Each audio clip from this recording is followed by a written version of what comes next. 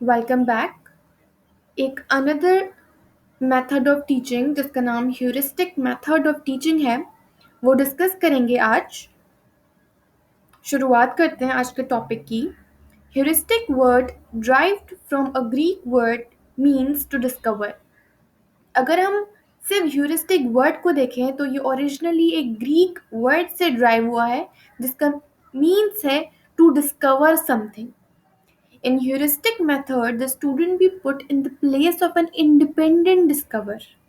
इस मेथड के अंदर स्टूडेंट को इंडिपेंडेंटली कोई चीज़ कोई प्रॉब्लम डिस्कवर करने के लिए छोड़ दिया जाता है। ठीक है, इंडिपेंडेंट डिस्कवर जिसका मतलब हुआ कि ये टीचर सेंटर्ड मेथड नहीं है, ये एक स्टूडेंट सेंटर्ड मेथड है जिसके अंदर स्टूडेंट जो है खुद करके सीखता है। ठीक है, लर्निंग बाय डूइंग होती है इसके अंदर।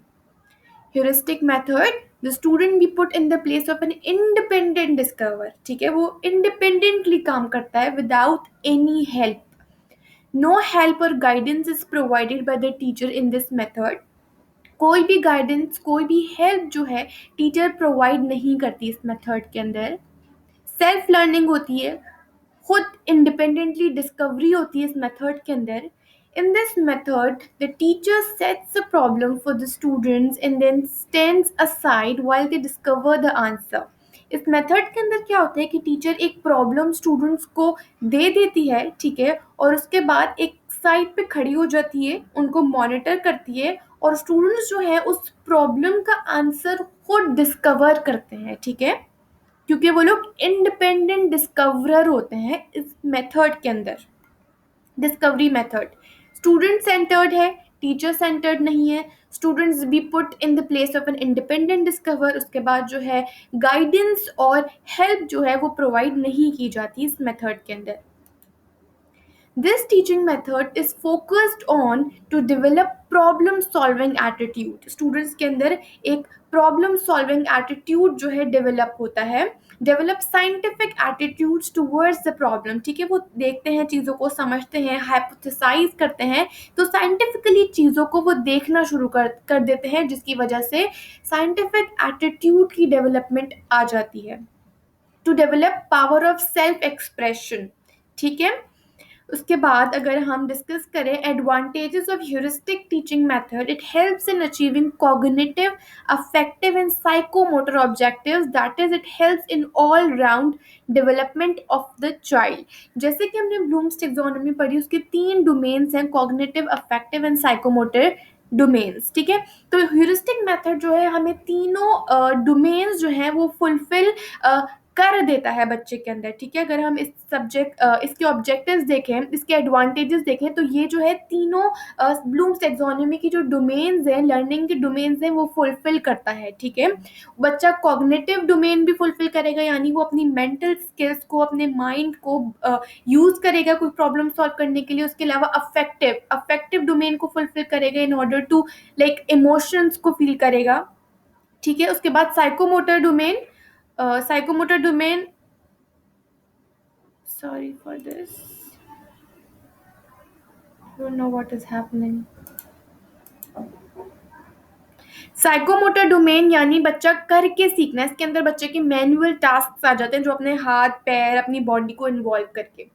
Students are put into the situation to learn by self-experience। It certainly develops self-confidence and self-reliance in the learners। ठीक है, through this method students जो है अपने अंदर self-confidence develop करते हैं और self-reliance भी develop होता है।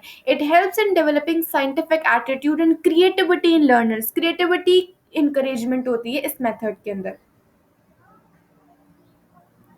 All right.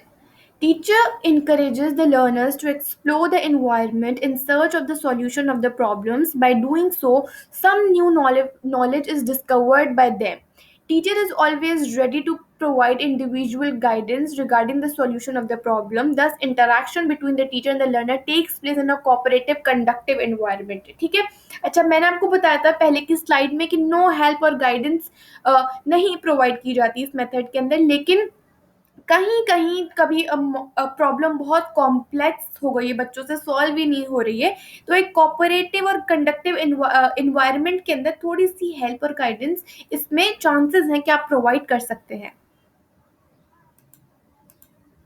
डिसएडवांटेजेस देख लेते हैं, यानी कि कॉन्स देख लेते हैं। It can not be used eight primary level of education, यानी कि आप एलिमेंट्री ग्रेड्स, प्री प्राइमरी तो छोड़ दें, प्राइमरी लेवल पे नहीं यूज़ कर सकते, ठीक है। वहाँ पे आप बच्चों को प्रॉब्लम देके नहीं छोड़ सकते कि वो इंडिपेंडेंटली उसको डिस्कवर करें, इंडिपेंडेंटली उसका आंसर ढूंढें। प्राइमरी लेवल्स पे बिल्कुल भी नहीं यूज़ हो सकता ये वाला मेथड। आप इसको सेकेंडरी ग्रेड्स में यूज़ करें, ठीक है, बाकी इंटरमीडिएट मैट्रिकुलेशन स्टेज पे डिस्कस करें। Higher intelligence and divergent thinking is required in the learners, but there are some students who are below average and fail to succeed in discovering the solutions of the problems. It frustrates them. अच्छा, ये method जो है थोड़ा सा frustrating भी हो सकता है स्टूडेंट्स के लिए, क्योंकि जो बिलो एवरेज है, बिलो एवरेज यानी एवरेज से भी जो नीचे स्टूडेंट्स आते हैं वो फेल हो जाएंगे इस मेथड के अंदर, क्योंकि थोड़ा सा फ्रस्ट्रेटिंग है, थोड़ा सा कॉग्निशन लगाने की बहुत ज़रूरत है इस मेथड के अंदर। हायर इंटेलिजेंस रिक्वायर्ड है, तो जो बिलो एवरेज स्टूडेंट्स हैं उनके लिए काफ़ी मुश्किल होगा।